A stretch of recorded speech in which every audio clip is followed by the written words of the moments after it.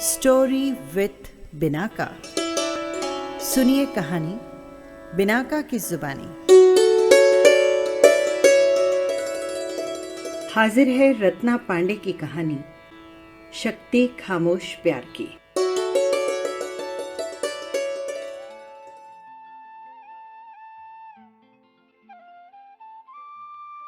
अस्पताल की सीढ़ियां चढ़ते हुए अमित के पांव कांप रहे थे। कमरे में पहुंचते ही वो अपने पिता राकेश की हालत देखकर दुखी हो गया। अपने भाई को आता देख सुमित की डबडबाई आंखें छलक पड़ी और वो बोल उठा, भैया भैया जल्दी करो, पापा की सांसें रुक रही है। अमित की बहन शिवांगी और पत्नी गीता भी वहीं खड़े अपने आंसू पोंछ रहे थे। अमित अपने पिता के पास बैठ गया, उनका हाथ अपने हाथ में लेकर बोला, पापा। राकेश ने आंखें खोली और अमित की तरफ देखकर बोले, अमित, शिवांगी का ख्याल रखना बेटा, और उसकी शादी बहुत अच्छे लड़के से।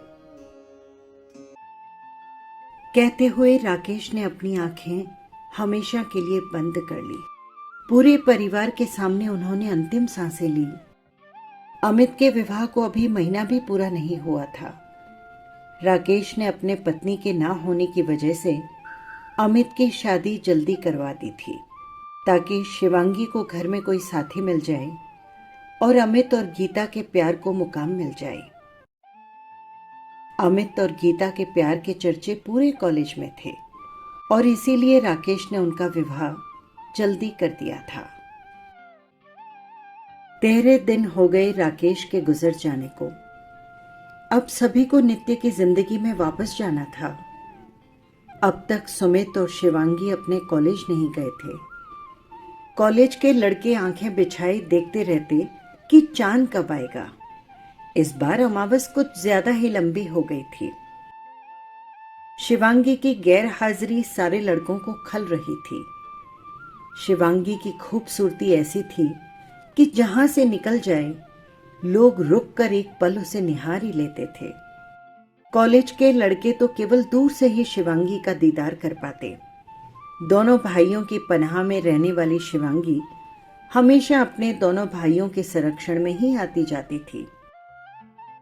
किसी में हिम्मत नहीं थी कि शिवांगी को कुछ बोले या बात करने की कोशिश भी करे। शिवांगी के पिता ने दुनिया छोड़ने से पहले शिवांगी से कहा था, बेटा जहां अमित कहे वहीं शादी करना। तुम बेहद खूबसूरत हो बेटा। तुम्हारी खूबसूरती की वजह से बहुत लड़के पीछे आएंगे। तुम किसी गलत इंसान के जाल में न फंस जाओ, इसीलिए तुम्हारे लिए सही लड़का तो अमित ही चुनेगा। अपने पिता की बातों को शिवांगी ने दिल से लगा लिया था। अपने पिता को वचन भी दिया और दृढ़ निश्चय भी कर लिया कि जहां अमित भैया बोलेंगे वहीं शादी करेगी। इसीलिए शिवांगी ने हमेशा अपने आप को प्यार के बंधन से ही दूर रखा। अमित के बचपन का दोस्त था विवेक। दोनों एक ही कक्षा में पढ़ते थे और साथ साथ ही घूमते फिरते थे। विवेक का घर कुछ ही दूरी पर था और वो अक्सर ही अमित के घर आया करता था। लेकिन अमित का स्वभाव जानते हुए वो कभी भी शिवांगी से बात नहीं करता था। अमित ने न जाने कितने लड़के देखे, पर उसे स्वयं उनमें कोई न कोई कमी नजर आ ही जाती। देखते देखते शिवांगी की पढ़ाई पूरी हो गई। विवेक बचपन से शिवांगी को बहुत पसंद करता था, किंतु अपने दिल में कभी प्यार का ख्याल भी नहीं लाया था। आखिर अमित उसका जिगरी यार जो था, किंतु शिवांगी को एक नजर वो जरूर देखता था।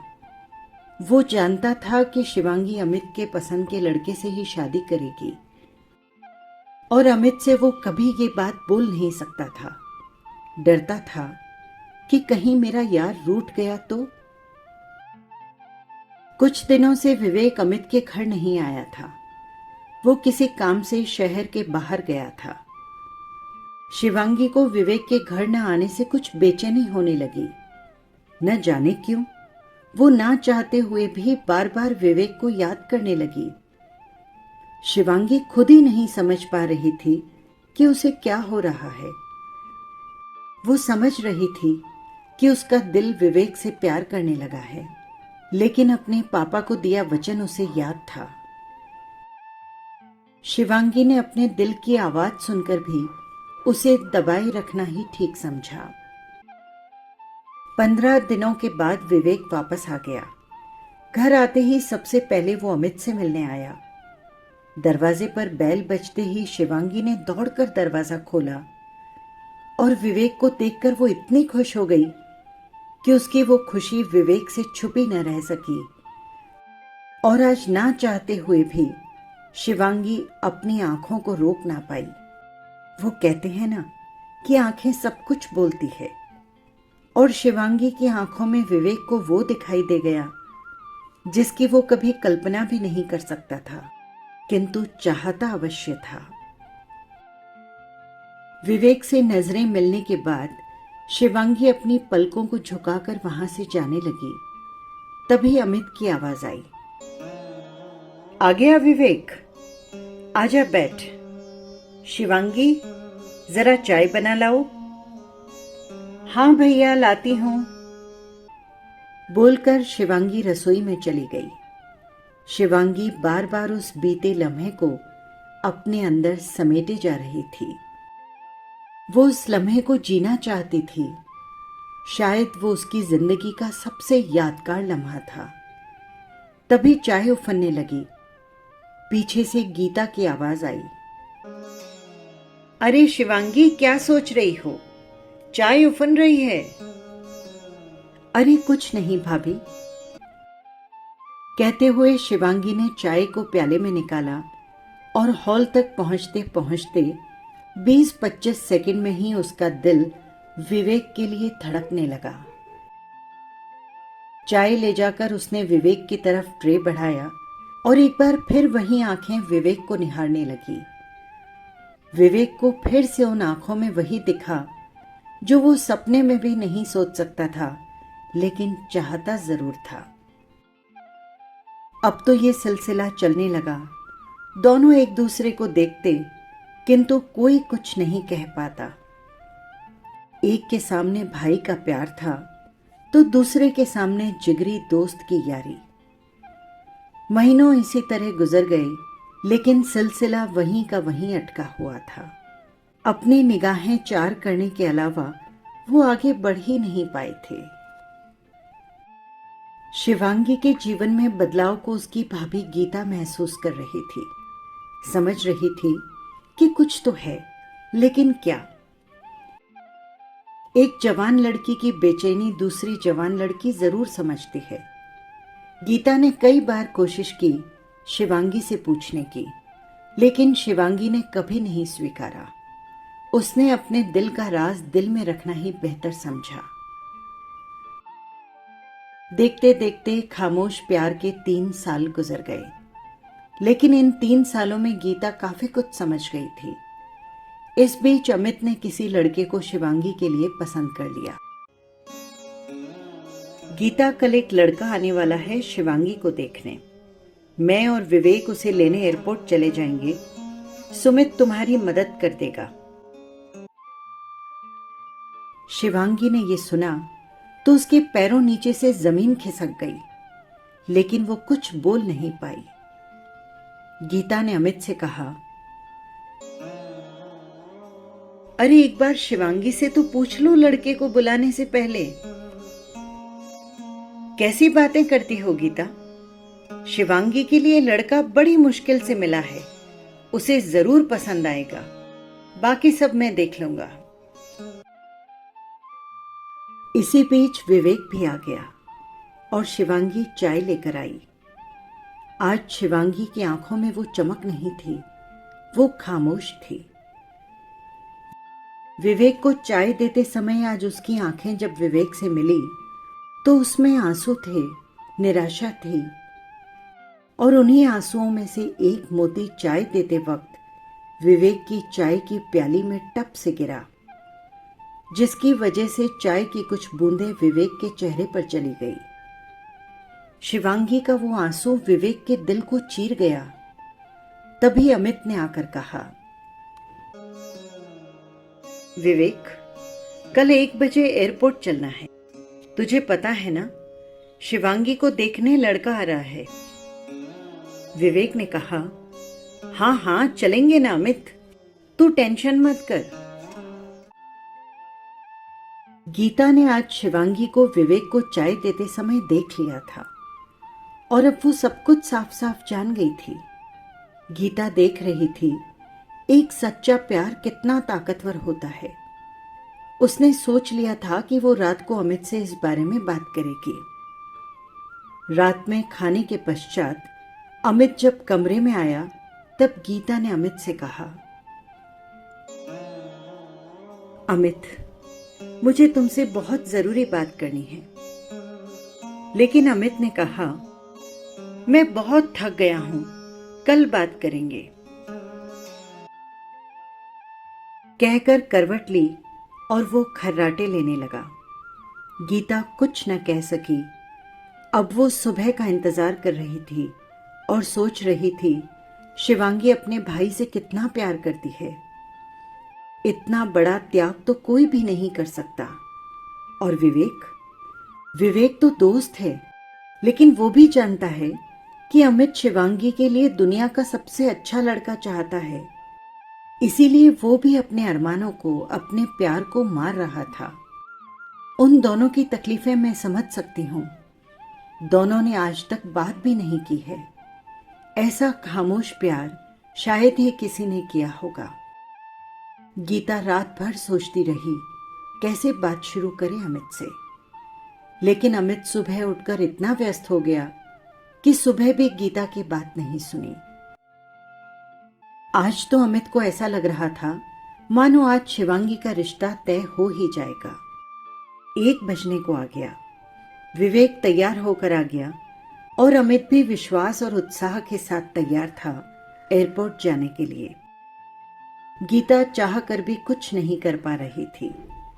जाते जाते अमित ने कहा, गीता, शिवांगी को तैयार रहने को बोलो और हाँ, गुलाबी साड़ी पहनाना उसे।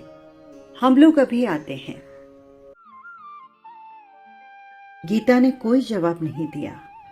3 बजे तक विवेक, अमित और साहिल घर आ गए।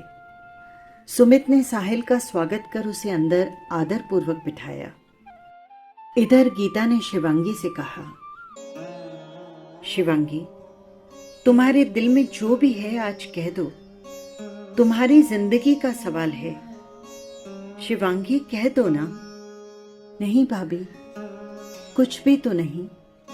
अमित भैया मेरे लिए जो करेंगे वही सबसे अच्छा होगा। गीता गुस्से में बोली, शिवांगी, तुम बिल्कुल पागल हो, लेकिन मैं 3 जिंदगी बर्बाद नहीं होने दूंगी। साहिल के सामने शिवांगी जैसे ही आई, साहिल की आंखें चकाचौंध हो गई। गुलाबी साड़ी में लिपटी शिवांगी कोई अप्सरा लग रही थी। इतनी खूबसूरत लड़की साहिल ने कभी नहीं देखी थी। गीता भी वहीं खड़ी होकर विवेक की तरफ देख रही थी, जो केवल ऊपर से ही खुश दिखाई दे रहा था। ये वो जानती थी। साहिल ने अमित से पूछा, क्या मैं शिवांगी से अकेले में बात कर सकता हूं? अमित ने हाँ कह दिया। फिर साहिल और शिवांगी कमरे में अकेले थे। साहिल ने जितना पूछा, शिवांगी ने उतना ही जवाब दिया। तभी साहिल ने पूछा, शिवांगी, तुम्हें कुछ नहीं जानना मेरे बारे में? शिवांगी का जवाब था, मेरे भैया यदि आपके बारे में जानते हैं तो मेरे लिए उतना ही काफी है। इतने में गीता भी वहां पर आकर बैठ गई और बोली, अरे शिवांगी, रसोई में जो मिठाई की प्लेट रखी है वो तुम्हें ही लानी चाहिए। जाओ ले आओ। जी भाभी।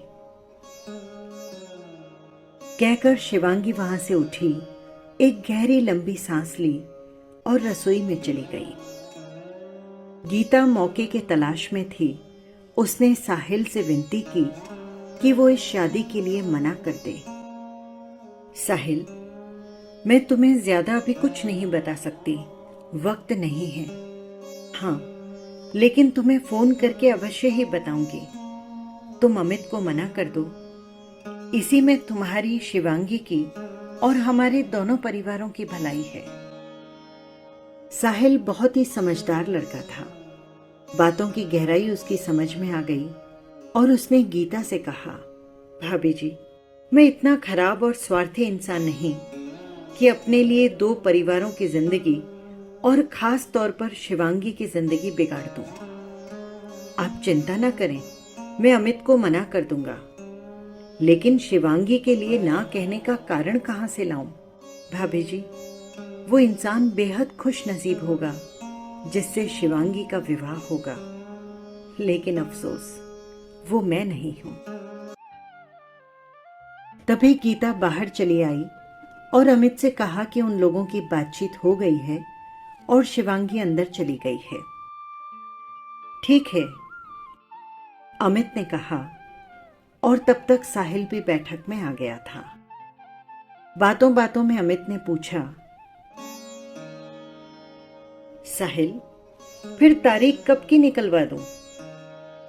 अरे अमित भैया, मुझे थोड़ा सा वक्त चाहिए, मैं जाकर आपको फोन लगाऊंगा। अमित थोड़ा हैरान हो गया, लेकिन कुछ भी ना बोल सका और विवेक के साथ साहिल को वापस एयरपोर्ट छोड़ने चला गया। साहिल को छोड़कर बहुत ही भारी कदमों से वो घर आया। वो समझ नहीं पा रहा था कि आखिर साहिल ने अभी टाल क्यों दिया। गीता के पास आकर अमित उदास होकर बैठ गया। रात के खाने के बाद गीता और अमित अपने कमरे में गए। तब गीता ने कहा, अमित, जो होता है अच्छे के लिए होता है। क्या मतलब है तुम्हारा? इतना अच्छा लड़का हाथ से निकल रहा है और तुम बोल रही हो क्यों? क्या वही अच्छा लड़का है अमित? तुम्हारे आसपास के अच्छे लोग क्या तुम्हें दिखाई नहीं देते? क्या मतलब है तुम्हारा गीता? अमित, इतने सालों से तुम्हें कभी भी विवेक क्यों दिखाई नहीं दिया? क्या कमी है उसमें? सर्वगुण संपन्न है। और क्या गीता, ये क्या बोल रही हो? तुम ऐसा सोच भी कैसे सकती हो? हाँ, मैं सोच सकती हूँ अमित, क्योंकि मैं शिवांगी की भाभी हूँ। उसे मैं प्यार करती हूँ और एक स्त्री भी हूँ जो इंसान के अंदर तक झांक लेती है, आंखों का प्यार देख लेती है जो तुम कभी नहीं देख पाए। हाँ अमित, हमारे घर में वर्षों से एक ऐसा प्यार पल रहा है जिसमें त्याग है, गहराई है, ठहराव है, समर्पण है, विश्वास है, मान है, सम्मान है, पवित्रता है। प्यार है केवल अपने लिए नहीं, सबके लिए। शक्ति है सब कुछ छुपा जाने की। यहां तक कि एक खामोशी है जो उनके बीच कभी बातचीत में तब्दील भी नहीं हुई। उन दोनों ने हमेशा सिर्फ तुम्हें चाहा है, स्वयं को नहीं। क्यों अभी तक विवेक ने उसके लिए आए हर रिश्ते को मना कर दिया? क्यों आज शिवांगी उदास दिखाई दे रही थी? कभी सोचा तुमने? नहीं ना, लेकिन अब सोचो। अमित, विवेक और शिवांगी ने कभी नहीं कहा, ना ही कहेंगे, ना ही आपस में इकरार किया। ये प्यार कितना अलग है अमित, और इतने अनोखे प्यार को हमें सम्मान देना ही चाहिए। गीता की बात सुनकर अमित अवाक रह गया। उसकी रूह कांप गई। उसने अपने दोस्त की वफादारी और बहन के प्यार का सम्मान करते हुए उनके खामोश, बेमिसाल प्यार को रिश्ते में बदल देने का निश्चय कर लिया। दूसरे दिन जब विवेक आया तो शिवांगी दरवाजा खोलने नहीं गई। विवेक भी बहुत उदास था, लेकिन अमित बहुत खुश था। अमित ने शिवांगी को बुलाकर विवेक और शिवांगी को अपने गले से लगाया और फिर दोनों का हाथ पकड़कर हमेशा के लिए एक कर दिया। इस तरह अमित ने आज एक खामोश प्यार को आवाज दे दी। बस यही थी कहानी। आपको कैसी लगी कमेंट बॉक्स में जरूर लिखिएगा। फिर मिलेंगे किसी नई कहानी के साथ। नमस्कार।